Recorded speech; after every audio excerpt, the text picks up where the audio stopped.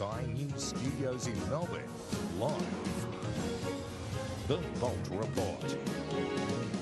Now, Andrew Bolt. Welcome to the show, and let's get straight into it because we've got so much to talk about with some great guests. Lauren Southern, Stefan Molyneux, Daisy Cousins, Simon Brandy, and my guest for Whiskey with a Mate.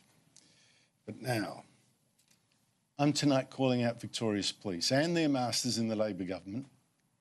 Why are you cooperating with the violent fascists of the left to stop Conservatives or people of the right from holding meetings?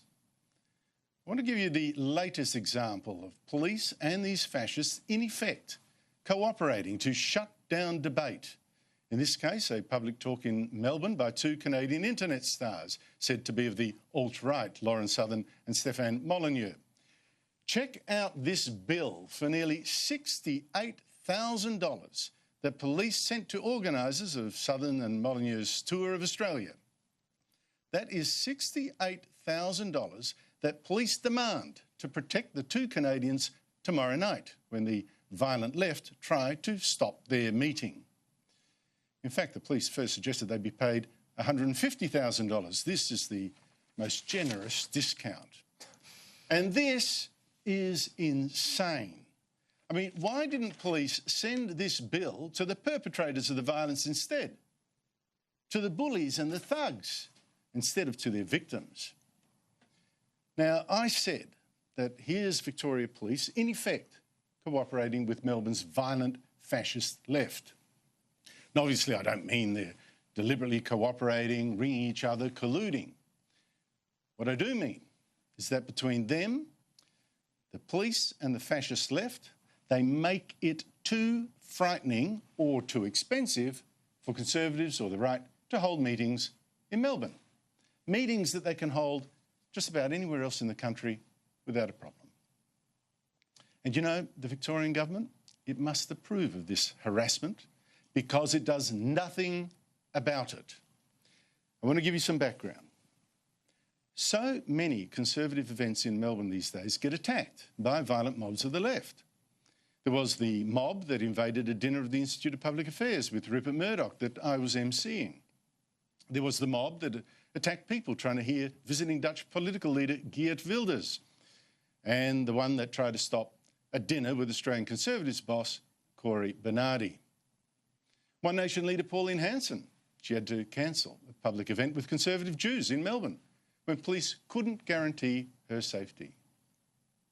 And I know this very well because I've been through this myself in the latest book tour.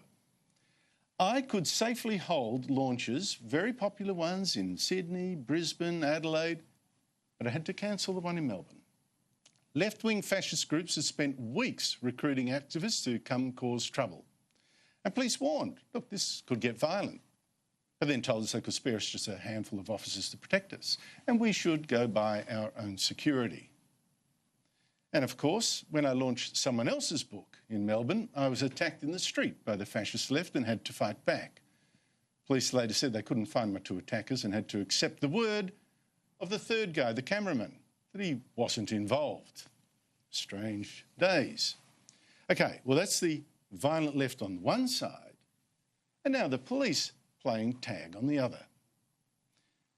When libertarian showman Milo Yiannopoulos last year wanted to give several sold-out speeches in Melbourne, he faced two problems. One, venues kept cancelling because the left are now attacking them as well.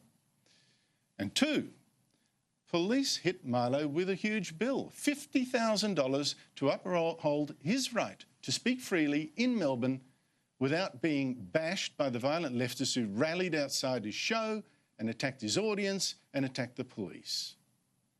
So, that's the cooperation I mean. First, these fascists of the left, they attack Conservatives and alt-right speakers, and then the police come around demanding a huge bill for protection. It is actually a protection racket, and only Conservatives must pay, because who attacks meetings of the left here? When militant leftists gather each year in Melbourne for the annual Marxism conference, they don't need the protection of a single policeman.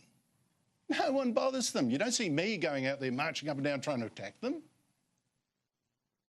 And I said Victoria's Socialist Labor government is up to their neck in this. Its police minister, Lisa Neville, she's right out there demanding the shakedown, demanding the protection money from people like Milo. VicPol have some costings per officer, depending on the seniority of the officers, and they're working through that right now. But this will at least be a bill for about $50,000 as a minimum. $50,000. Yeah, back to the organisers of this event. Ladies and gentlemen, this is a shakedown in the state of Victoria, a real scandal. Is that where this state now is? It lets fascists dictate who may speak in Victoria effectively with the help of the police and the government. So Conservatives must pay a fortune to speak or risk violence. What on earth happened to our democracy and our free speech?